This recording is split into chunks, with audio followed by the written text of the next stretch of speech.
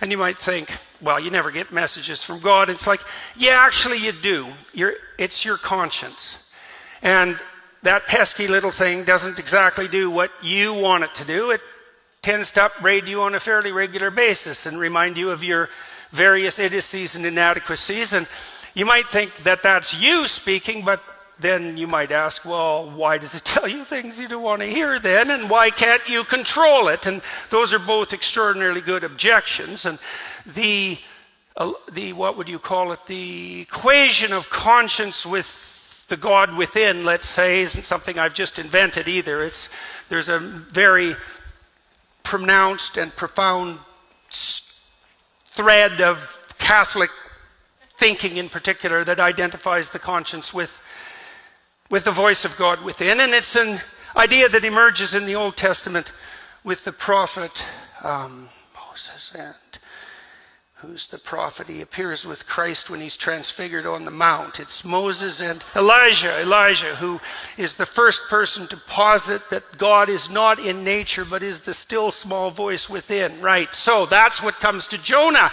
And it says just what the conscience always says, that you have to go do something you'd rather not do. You have to admit something you don't want to do. You have to undertake some remedial action that you don't want to undertake.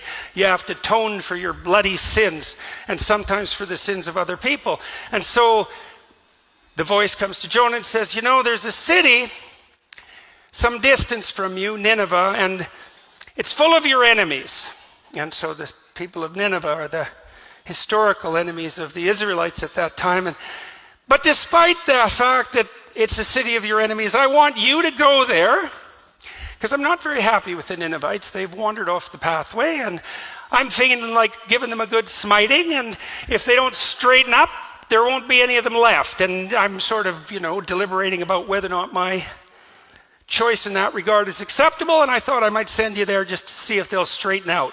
And Jonah thinks, yeah, I don't think so, buddy. First of all, I just soon see them go to hell in a handbasket, because they're my enemies and they're the habitual enemies of the Israelite people, so why would I give a damn if they live or die? And since they're my enemies, it might be better if they burn in hell for all I'm concerned, so no, I don't think I'm going to go there. And there's 150,000 of them and one of me, and I'm their enemy, and so why? This sounds like a very bad strategy as far as I'm concerned. So Jonah does what people always do, and he thinks, I think I'll just hightail it in the other direction, which is exactly what you do when you're called upon to say something that you bloody well know you should say, and you don't. And furthermore, you also think in your pride and foolishness that you can get away with it, and you can't, because you never get away with anything. So, and if you think you do, that's that same voice of pride telling you that you are capable of bending or twisting the fabric of reality itself without it snapping back and taking you out. And that is not a wise thing to think. Anyways, Jonah hightails it in the other direction. He takes a boat and he's off to parts unknown. There's no damn way he's going to Nineveh. And so what happens? Well, Jonah is called upon to speak, and he doesn't. And so his life starts to destabilize, as yours will if you're called upon to speak and you hold your tongue. And so the waves rise and the wind blows, and the ship that's Jonah's on, which is the ark or the ship of state, you can think about it either way, is now in danger. And that's exactly what happens to the ship of state when the people who are on board it refuse to say what they have to say and run away instead.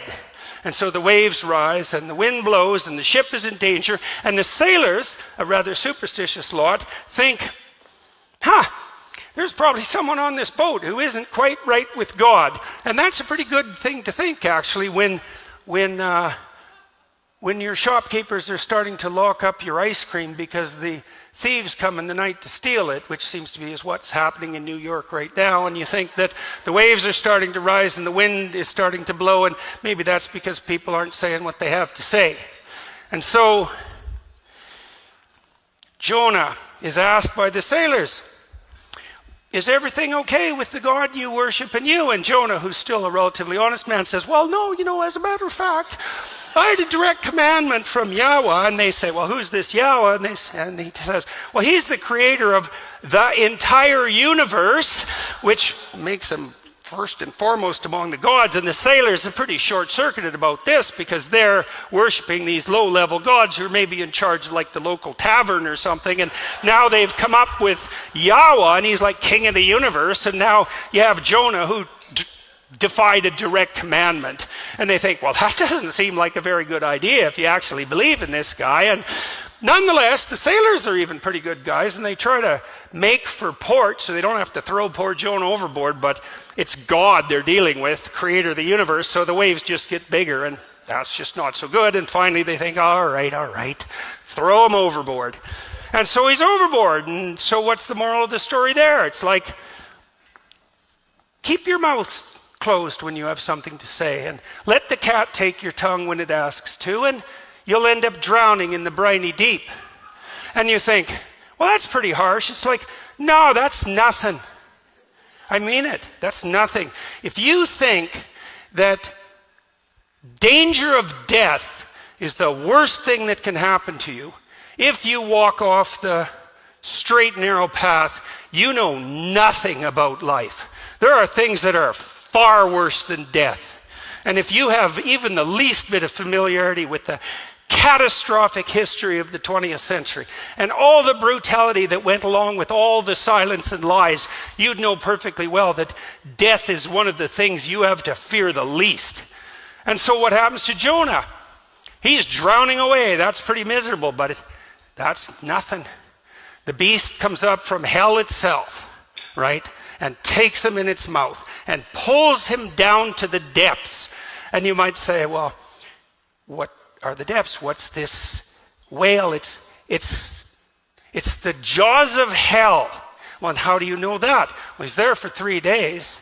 It's the same 3 days that Christ spends harrowing hell. It says in the story of Jonah that it's a beast from hell. That's a hint. The parallels are there as well as the direct representations, and it's part of the standard mythological landscape. And what it means is that, look, if you fail to say what you have to say when it's your turn to talk, it isn't just your life that you're putting in danger. It's the entire bloody social contract. So what did Solzhenitsyn note in the Gulag Archipelago, which was perhaps the greatest study of totalitarian atrocity and the psychological reasons, practical reasons as well, for the existence of that atrocity? Solzhenitsyn's conclusion was, a totalitarian state isn't a dictator oppressing the freedom-loving masses. That's a fool's vision of the world.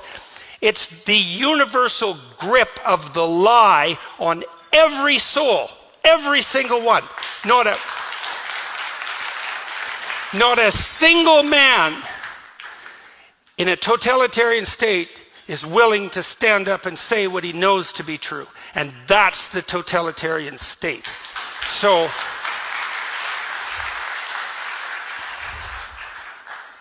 what happens if you don't say what you have to say? Well, then